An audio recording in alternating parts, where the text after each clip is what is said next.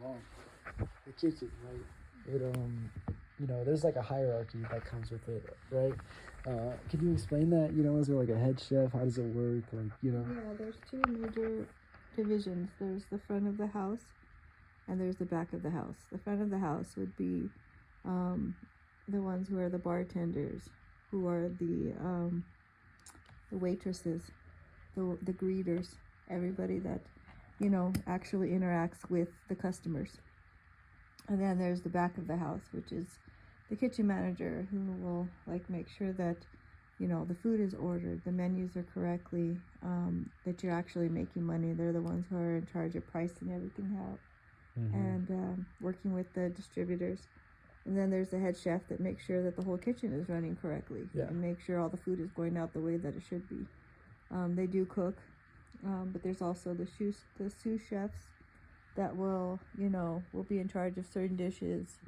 And then you have your prep chefs, the ones that just cut up everything. You have the sauciers, who basically just make sauce. You have people who just make specific items. You have the pastry chef, who's only going to make your desserts. And a lot of times in smaller kitchens, a chef will take on more than one job.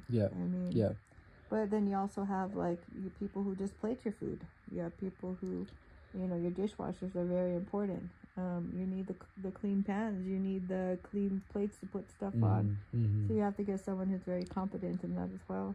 And so everybody pretty much has to work together in a good flow. If not, it's just complete chaos.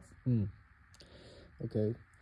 All right. Do you have any sort of stories of of what's it called? I don't know, I guess just I don't know, is it easy to get lost in the kitchen? Have you ever gotten lost in terminology or any sort of things like that? There's a lot of fancy words. Has there ever been a time? Yeah, I was in culinary school, and each week we had different specialties that we had to work on. One week would be breakfast week. Another week would be only sauces. During our potato week, I had to make these potatoes with onions. And my chef was Chef Chris at the time. And all of the wording is in French. And that's obviously not my native language.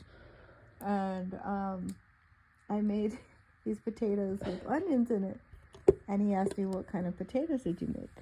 And I said, the ones with the lion name. And he goes, the lion name? And I said, yeah, the ones with the onions. And he goes, so you made Lyonnaise.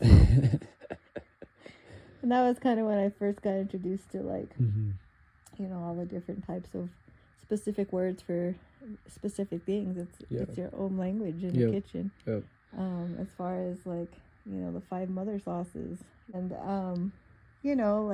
behind you, which means someone's walking behind you with something hot, or there's just different terms that I think that you get familiar with in the kitchen that you don't use anywhere else. Okay. Yeah. I mean, so you're saying working in a kitchen is just a lot of teamwork. It takes a lot of effort like that. Oh yeah, definitely. What would happen if there is not good chemistry between the people in the kitchen? Well, you have to have trust with each other. For one, you have to believe that your kitchen manager is going to order all the right food. You have to believe that all your your recipes that you're using, you have to have standard recipes, because it's got to taste the same every night. If I'm sick and I have the flu, someone else is going to be able to step in and make the exact same thing the way it's supposed to make. Oh, wow. Okay. So you have to make sure that you have standard recipes and how everything's supposed to taste. Everything's supposed to be cut a certain way, and there's everything's supposed to be a certain specific way, and when one person doesn't do what they need to do, it kind of just goes off the rails. I mean, if you've ever watched Kitchen Nightmares, you can kind of see what a bad kitchen looks like. Yeah. Okay. Yeah. And preparing a dish, right? Is there what is what are the steps when preparing one? You know what I'm saying? How does it work? Like an order comes back, okay, bang, what happens? Okay, from there, it just kind of depends. If you're cooking a steak, obviously you're going to need to know what kind of steak they want. Do they want well done? Do they want medium well? Do they want... people that work the grill definitely have to be trained, because, you leave it on for a longer time, a certain amount of time. When they get good at something like that, they don't even need to use the the thermometers anymore to take temperatures. They can Mhm. kind of feel it by just feeling the, like, tapping on the Funnies. meat. Yeah. Okay. That kind of thing. And then also, the type of cut and the type of heat and that kind of thing. As far as sides, I mean, you can only have things out for a certain amount of time, and they have to be the correct temperatures because people can get really sick. Yeah. And so a lot of times, a meal will take a lot longer to come out because it's being made fresh, and you also have to know too what order to cook things in.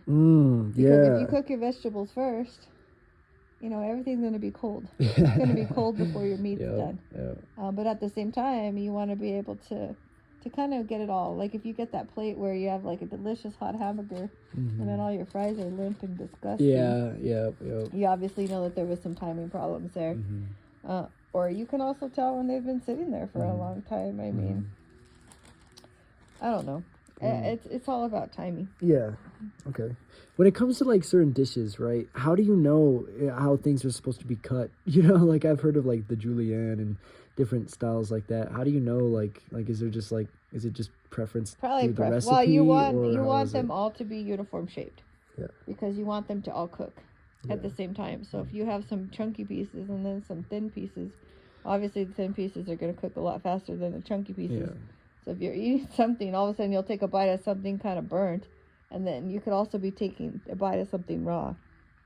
The reason why you have uniformity is because you want it to cook all together. Yeah. And so the different cuts help that. And it depends too. I mean, presentation as well. I mean, first you eat first with your nose. Yeah. Right? If it smells good. Then you eat with your eyes. Then you eat with your mouth. Yeah.